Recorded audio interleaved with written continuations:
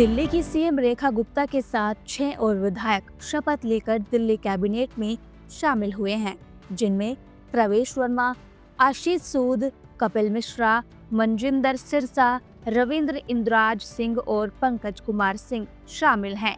मंत्रियों के विभागों का बंटवारा बाद में होगा, तब तक हम उनके बारे में थोड़ा विस्तार से जान लेते हैं और ये समझने की कोशिश करते हैं कि पार्टी ने इन नेताओं पर भरोसा क्यों जताया।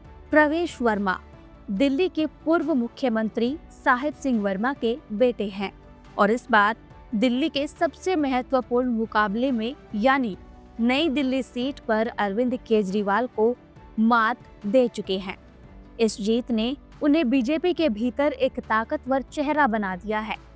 प्रवेश वर्मा जाट समुदाय से आते हैं। ऐसा कहा जाता है कि जाट समाज की बीजेपी से एक लंबे समय से नाराजगी चल रही थी। प्रवेश वर्मा को कैबिनेट में शामिल कर बीजेपी ने जाट समाज को एक मैसेज दिया है। आने वाले चुनावों में इसका असर पश्चिमी उत्तर प्रदेश, हरियाणा और राजस्थान में पड़ सकता है। बता दें कि प्रवेश वर्मा को उनके चुनावी वादे जैसे कि यमुना रिवर फ्रंट, 50,000 सरकारी नौकरियां और प्रदूषण पर काबू पाने ने उन्हें काफी पॉपुलर किया है। उसके बाद आते हैं आशीष सूद।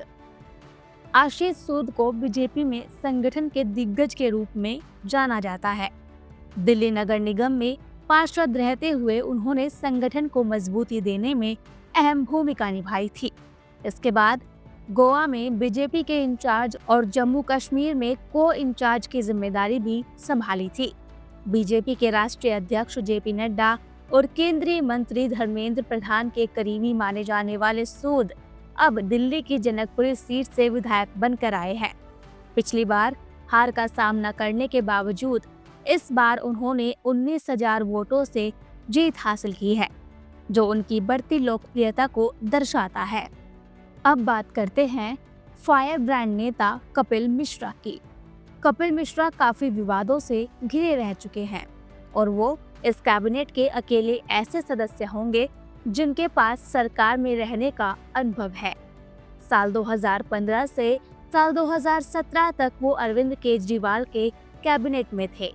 फिर केजरीवाल और सत्येंद्र जैन के खिलाफ भ्रष्टाचार के आरोप लगाए, जिसके बाद पार्टी ने इन्हें बाहर का रास्ता दिखा दिया। साल 2019 में बीजेपी का दामन थामा, फिर 2020 में दिल्ली विधानसभा चुनाव लड़ा, जिसे वो मॉडल टाउन सीट से हार गए। कपिल मिश्रा अक्सर सांप्रदायिक रूप से संवेदनशील मुद्दों पर विवादित बयानबाजी करते रहे हैं, जिसके चलते बीजेपी ने उनकी रैंक ऊपर उठाने में थोड़ा हल्के हाथ से काम लिया, क्योंकि वो दूसरी पार्टी से आए थे और पार्टी लंबे समय से वफादार रहे नेताओं का मनोबल नहीं तोड़ना चाहती थी।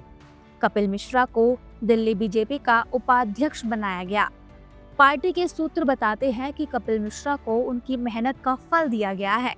आप से निकाले जाने के बाद से ही मिश्रा ने आम आदमी पार्टी की सीनियर लीडरशिप के खिलाफ एक तीखा अभियान चलाया था।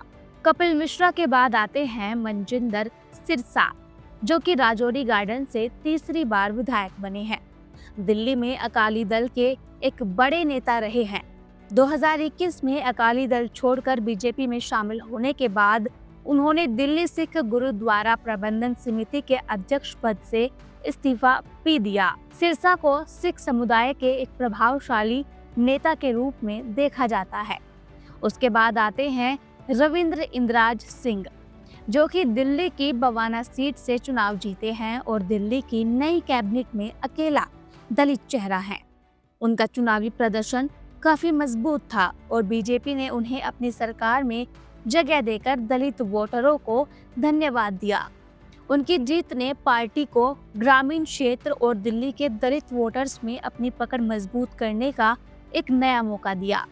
वो आरएसएस के करीबी भी माने जाते हैं और पार्टी के एससी मोर्चे में जरूरी भूमिका निभाते हैं। अब बात करते हैं पंकज कुमार सिंह की, जो कि विकासपुरी के विधायक हैं और एक डेंटिस्ट भी। उनकी जड़ें बिहार से हैं। उन्होंने बीजेपी के लिए कई जिम्मेदारियां निभाई हैं और अब उनके ऊपर पूर्वांचल और ठाकुर समुदाय का प्रतिनिधित्व करने की जिम्मेदारी होगी। पंकज को बीजेपी के भीतर एक नई उम्मीद के रूप में देखा जा रहा है और उनके नेतृत्व में पार्टी को बिहार और पूर्वांचल में अपनी स्थिति को मजबूत करने का अवसर मिल सकता है। इस तरह की और वीडियोस देखने के लिए हमारे YouTube चैनल को सब्सक्राइब करें, बेल आइकन दबाना ना भूलें। यदि आप हमारा ये वीडियो Facebook पर देख रहे हैं तो पेज को लाइक और फॉलो जरूर करें। हमारे अन्य सोशल मीडिया पेजेस से भी जुड़े।